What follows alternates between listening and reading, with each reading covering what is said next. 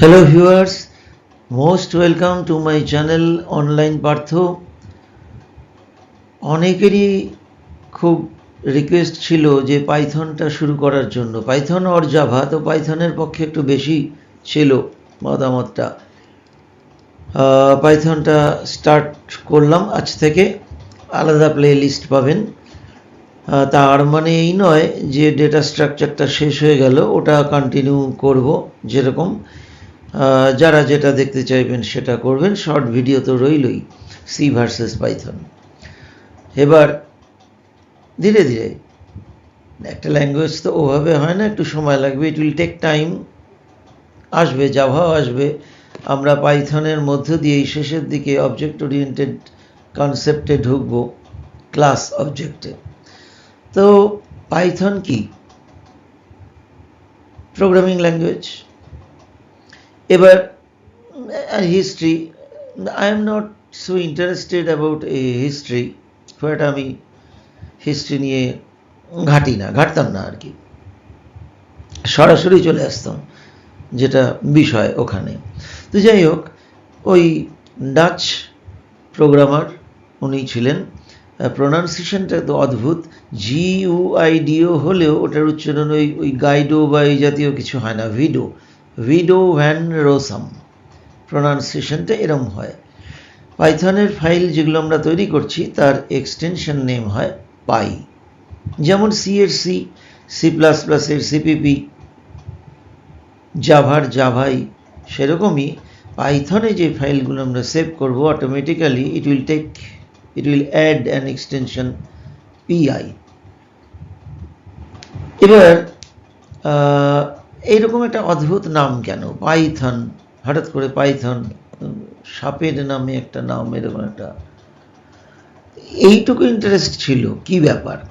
তো দেখা গেল যে যিনি ডেভেলপার, ওনার একটা মেন অ্যাম্বিশন ছিল যে খুব ফানি ওয়েতে একটা ল্যাঙ্গুয়েজ যদি করা যায় এবং খুব easy compare to any other language, খটোমটো ব্যাপারগুলি যত কম হবে, যত সিম্পল, ইংরেজির অনেক কাছাকাছি, যে জন্য আমাদের SQL পপুলার।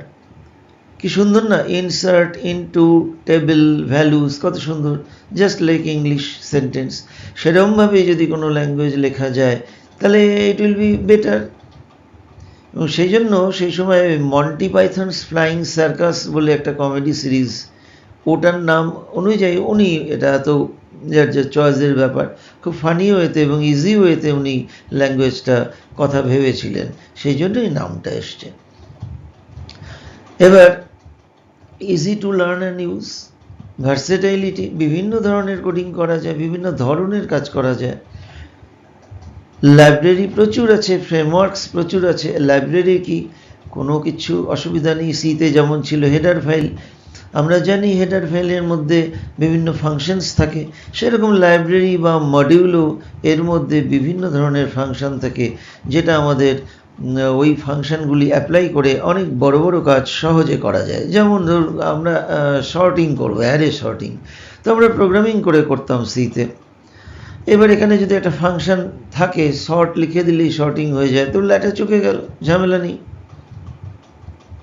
তো এবার অনেক না তর্ক বিতর্ক আছে। ক্রস প্ল্যাটফর্ম মানে কি বিভিন্ন ওয়েসেই চলবে, এবং সর্বোপরি ওপেন সোর্স, কেনার কোনো ব্যাপার নেই, ওপেন সোর্স ফ্রি। এবার একটা ডিবেট চলেই যে কি দিয়ে শুরু করা উচিত একটা ল্যাঙ্গুয়েজ শেখা, পাইথন অর সি। তো পাইথন ইজ ভেরি ইজি। বেশিরভাগ বলছেন যে না, তাহলে পাইথন দিয়েই শুরু হোক যখন ইজি। এবার যারা একটু হয়তো আমার মতো একটু হয়তো পুরনোকে ভালোবাসি বলেই বা যাই হোক, এটা কোনো ব্যাপার নেই।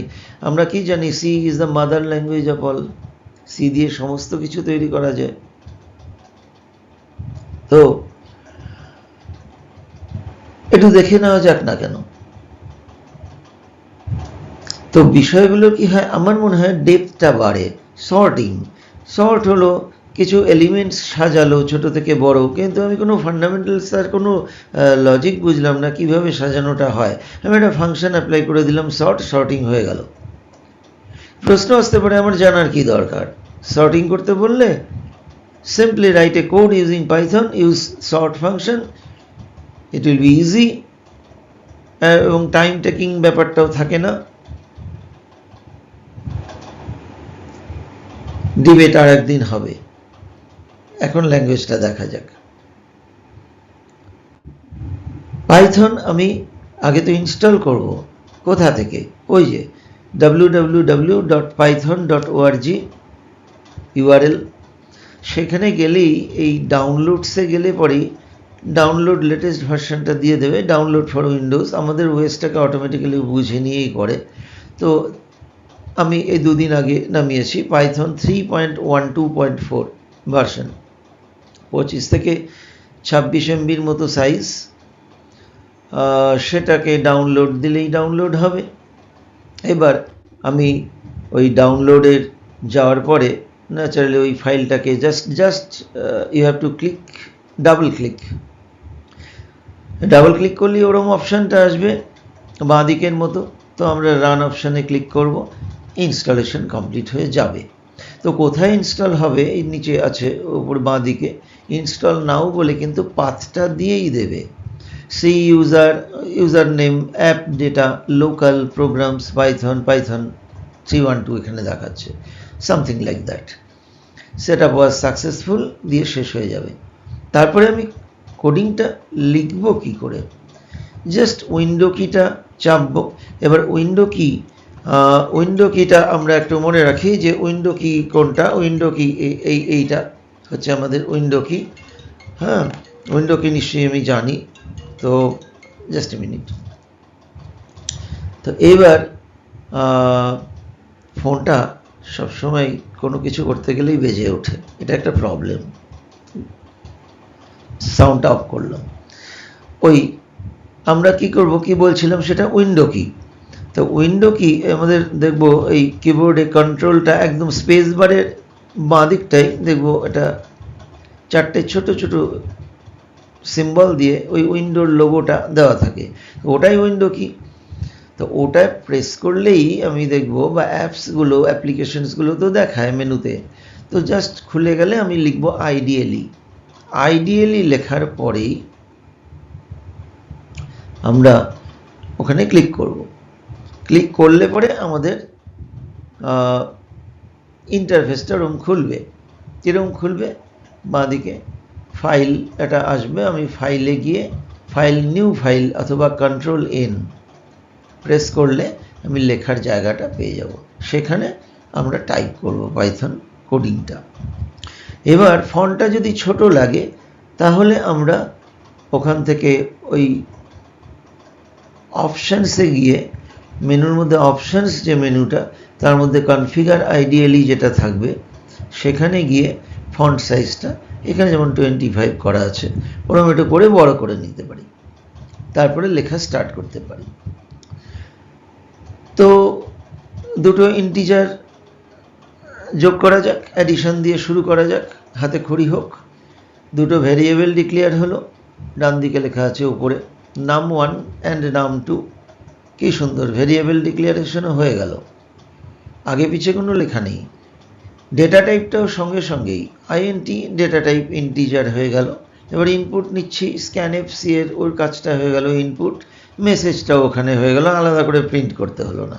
তো one line variable declaration with data type, printing message for user for inputting data, এবং ইনপুটের মাধ্যমে সবই হয়ে গেল। সিমিলার ওয়েতে নাম্বার 2 ইনপুট হলো, জাস্ট প্রিন্ট হচ্ছে total equal to num1 plus num2 হলো। এবার যখন আউটপুটটা ওই ইয়েলো বক্সে লেখা আছে, সে 5-4 দিল, টোটাল হয়ে গেল 9। ঠিক আছে। আমি পাইথন ইনস্টলেশন ছাড়াও ওই অনলাইন যেভাবে জিডিবি কম্পাইলারটা ইউজ করতে পারি, যেভাবে আমরা সি নিয়েছিলাম সেইভাবেই পাইথন কম্পাইলার, কম্পাইলার ওখানে সিলেক্ট করে নেওয়া যায়। Any language you may select, C++, Java বা পাইথন। আমি পাইথনটা সিলেক্ট করে নিলাম, নেওয়ার পরে অনলাইনেই রান করলাম, যেমনভাবে সিটা রান করতাম একই, সেভাবেও ইনস্টলেশন না করে মোবাইল থেকেও করা যায়, আলাদা করে দরকার নেই। অনেক ইজি হয়ে গেছে, অনেক স্মার্ট হয়ে গেছে আমাদের সময়ের থেকে। একটা স্মার্টফোন থাকলেই হলো, online compiler lot of available app use করে ফোনেই আমি কাজ করতে পারি। হ্যাঁ, আমার একটু টাইপ করতে অসুবিধা হয়, তো আমাদের আধুনিক প্রজন্মের যারা ছেলেরা তাদের ওই কিবোর্ড ওই স্মার্টফোনে টাইপিংয়ে আমাদের চেয়ে অনেক বেটার, অনেক ফাস্ট তারা। এবার একটা ব্যাপার মাথায় রাখতে হবে খুবই, ওই অ্যালাইনমেন্টটা খুব বিরক্তিকর লাগতে পারে। ওই যে এখানে ওই প্রোগ্রামটাই করেছি, 2 নম্বর অ্যাডিশন N1 N2, প্রিন্ট একটু সরিয়ে দিয়েছি ডান দিকে, ব্যাস কোনো এরার নেই, ওখানে দিয়ে দিল এরার, অ্যালাইনমেন্ট নড়ে গেল। আমি ইচ্ছা মতো বাদিক ডান দিক করতে পারি না, এইটাই একটা ব্যাপার। সেই জন্য ওটাকে এরার দিল, পরে আবার একটু প্রিন্টটাকে ওই লাইনেই নিলাম, এবার ঠিক আছে। সিমিলারলি অনলাইনেও দেখেছি যে ওটা কোনো উন্নতি ঘটেছে কিনা, না অ্যালাইনমেন্টের স্ট্রিক্টনেস এখনও এই একই, এখানেও ওই ভুল করলাম, ওখানেও এরার দিল, ওখানেও অ্যালাইনমেন্ট ঠিক করলাম, তবে গিয়ে রান করলো। এইটা কিন্তু মাথায় রাখতে হবে, ওই ইচ্ছা মতো ডান দিক টান দিক সরানো যাবে না, যেখানে যাওয়ার সেখানেই যেতে হবে। এগিয়ে যাই একটু। এবার আমি কতটা ফ্লেক্সিবল এটা বোঝানোর জন্য ওই অ্যাডিশন নিয়েই এবং তার অ্যাভারেজ বার করা দিয়ে আমি দেখতে চাইছিলাম। তো নাম 1 নাম 2 আগেরটাই টোটাল হলো। এবার নাম 3 তে কী করলাম, অ্যাভারেজটা ক্যালকুলেট করে রাখলাম, অ্যাভারেজ প্রিন্ট করছি। আর পাইথনে একটা ফাংশন আছে, বললাম না প্রচুর ফাংশন আছে, ওই ডেটা টাইপটা কিন্তু নিয়ে নেওয়া যাবে। টাইপ লিখলেই, টাইপ পাশে ভেরিয়েবল দিয়ে দিলাম, ও কিন্তু বলে দেবে ওটা কি টাইপ। এবার আমি 5 আর 4 এন্টার করলাম, একবার 9 দেখালো, অ্যাভারেজ করে নিল কিন্তু 4.5, আমি কিন্তু ফ্লোট বলিনি, ও কিন্তু ফ্লোটে নিয়ে নিল, পারফেক্ট ডিভিশন করে নিল, কিন্তু এটা কিন্তু ইন্টিজার ডিভিশন নয়। এবং ওই নাম 3টাকে তাহলেও আমি তো ডেটা টাইপ বলিনি, অটোমেটিক্যালি ফ্লোট করে নিল, টাইপটা তো তাই বোঝাচ্ছে। কেউ বলছে class float, data type float বলেনি কিন্তু, ক্লাস। তো এই জন্য বলি না যে ওই একটা স্টেপ ভীষণ দরকার। পাইথন তো অবজেক্ট ওরিয়েন্টেড প্রোগ্রামিং ল্যাঙ্গুয়েজ, ও দুম করে ওটা ক্লাসে ফেলে দিল। তার মানে কি, আমি এখানে যে নাম 1 নাম 2 নাম 3 ডিক্লেয়ার করছি, কোনো ডেটা টাইপ বলিনি, না বললে কি ওটা একটা অবজেক্ট হিসাবে ও নিয়ে নিচ্ছে। এবং অবজেক্টটা কোন ক্লাস বিলং করবে, ফ্লোট ক্লাস, আর আগের দুটো আইএনটি ক্লাস। সুতরাং ডেটা টাইপ না বলে এখানে কি বলবো, ইন্টিজার ক্লাসের একটা অবজেক্ট। বোঝাতে পারলাম? ক্লাস অবজেক্ট, আমি একটু ধারণা দিই। ধরা যাক যে স্টুডেন্ট একটা ক্লাস, ছাত্র। এখন ছাত্ররা পড়তে এসছে বাড়িতে, আমি হঠাৎ করে বললাম ছাত্র যাও তো এবার পাশের ঘর থেকে ওই রেড কালার মার্কারটা নিয়ে এসো।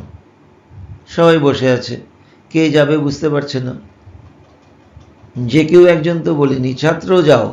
তো ছাত্র বা স্টুডেন্ট বলতে তো কিছু বোঝায় না। এবার আমি বললাম যে অনিক যা তো ওখান থেকে রেড কালার পেনটা নিয়ে আয়, মার্কারটা নিয়ে আয় তো। এইবার অনিক উঠলো গেল, তো ওই মার্কারটা নিয়ে আসা, সাপোজ ফেচ মার্কার, এটা একটা ফাংশন ধরে নিই, ফেচ মার্কার নিয়ে এসো। কে নিয়ে আসবে, অনিক। তো আমি কি বলবো, অনিক ডট ফেচ মার্কার, মানে ওই ফেচ মার্কার ফাংশনটাকে কল করলাম ভায়া অনিক। অনিককে ওয়ান অফ দ্য স্টুডেন্ট, স্টুডেন্টটা কি ক্লাস, অনিকটাকে অবজেক্ট, আর ফেচ মার্কারটা কি ফাংশন।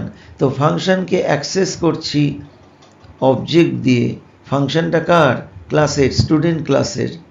ক্লাস কি, স্টুডেন্ট, তার মধ্যে কি থাকে, কিছু ভ্যারিয়েবল থাকে আর কিছু মেথডস বা ফাংশন থাকে, পরে যাব আমরা। এবার একটু নোট করে নিলেই হয় যে টাইপ ফাংশনটা কি চেক করে।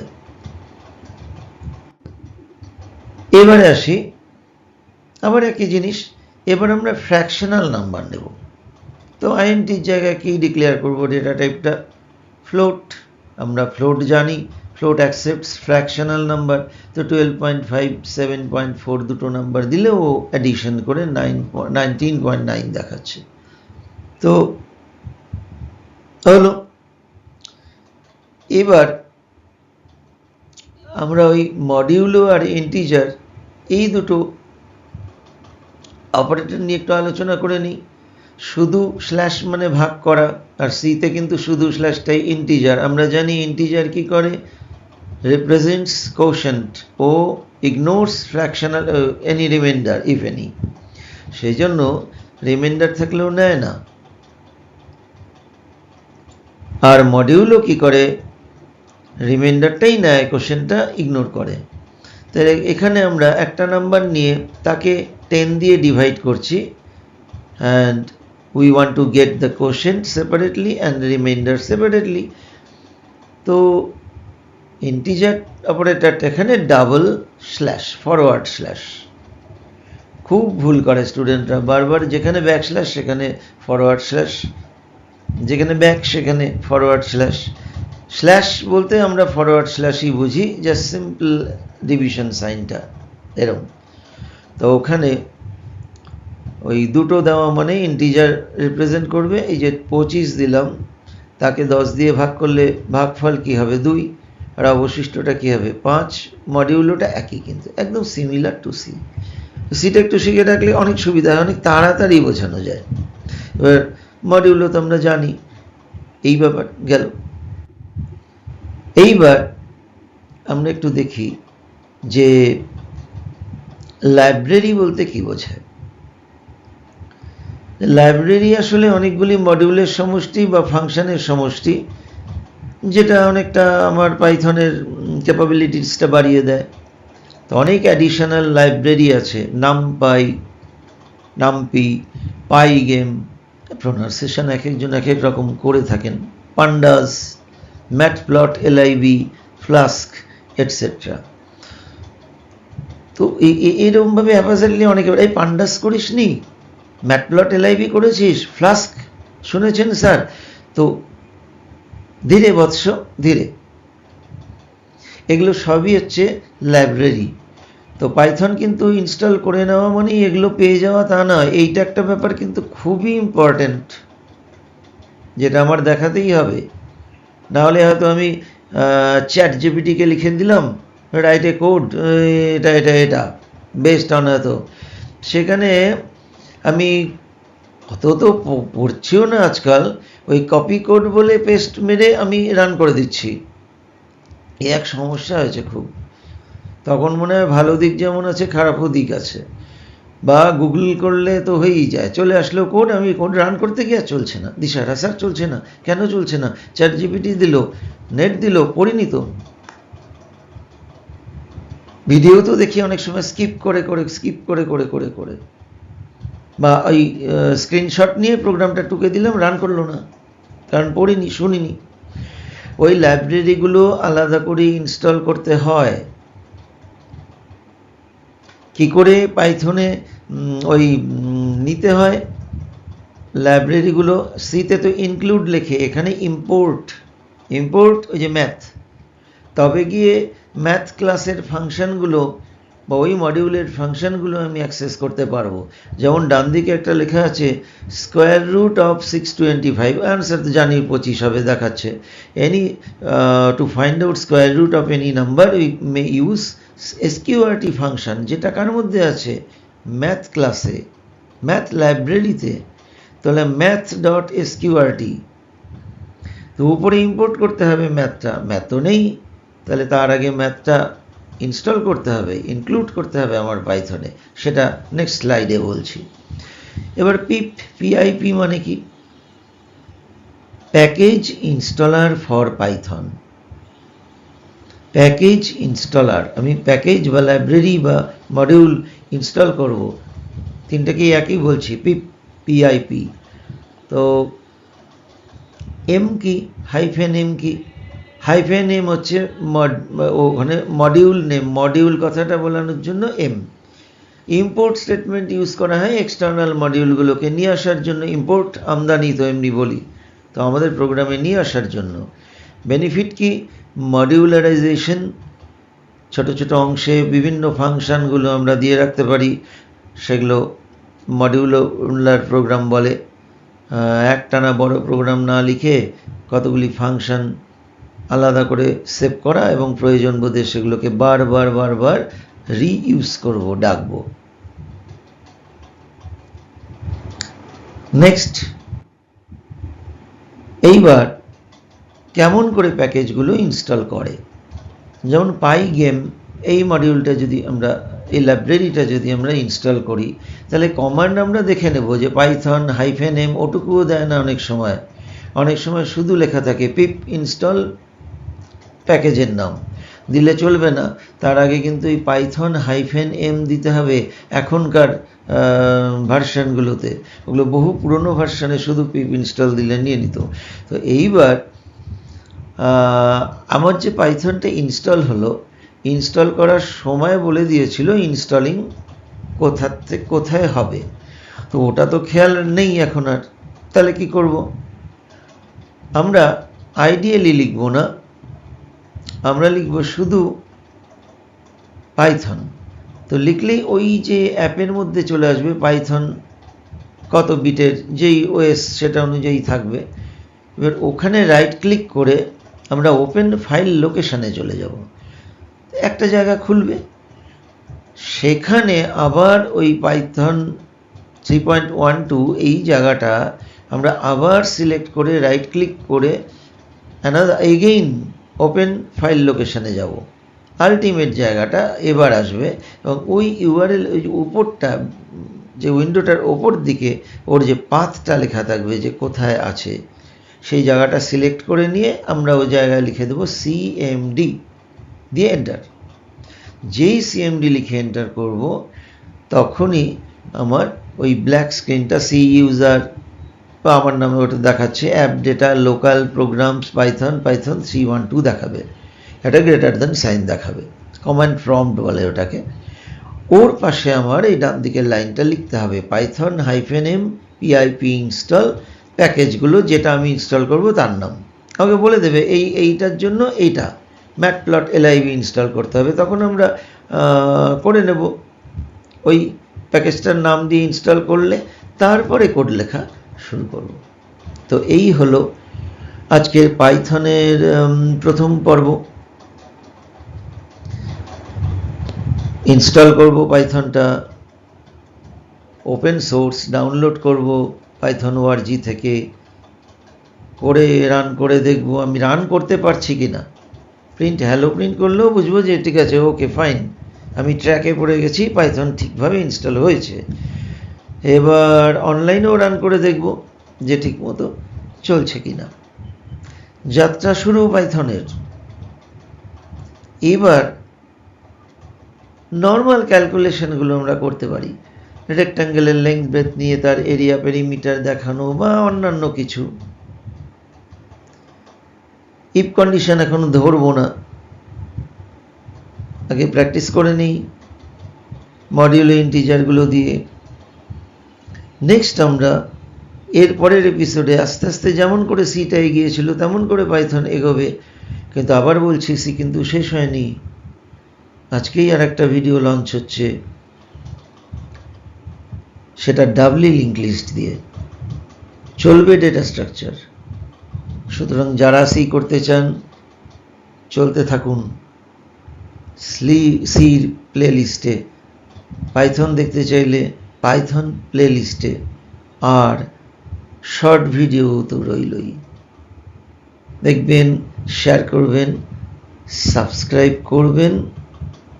চলুন এগিয়ে যাই, দেখা যাক না, ভালোই তো লাগছে, সারাও তো পাচ্ছি, বেশ মজা লাগছে। কিন্তু ক্লাস করাতে ভালো লাগে, ক্লাস করতেও ভালো লাগে, ইন্টারাকশন হয় স্টুডেন্টদের সঙ্গে, তাহলেই না মজা। গোমরা মুখে পড়াতেই বা কার ভাল লাগে, পড়তেই বা কার ভাল লাগে। সবসময় ভারী ভারী কথা, ভালোই তো হলো, একটু পাইথনটা হোক না। ওই যে রসম যেটা বলেছেন ফানি ওয়েতে ল্যাঙ্গুয়েজ, ওনার যে এইম, সেই ট্র্যাকে আমরা যাই, একটু ইজি ওয়েতে দেখি না পাইথন বুঝতে পারি কি না। আবার ডেটা স্ট্রাকচার একটু দরকার মনে হলে ওখানে দেখেই নেব, এখানেও সব আছে। Thank you once again. সপ্তাহে 2 বার তো দেখা হবেই, 3টে উইংয়ে দেখা হবে কিন্তু, short videos, data structure in C, and নতুন জার্নি আমাদের পাইথন। থ্যাংক ইউ, ভালো থাকবেন।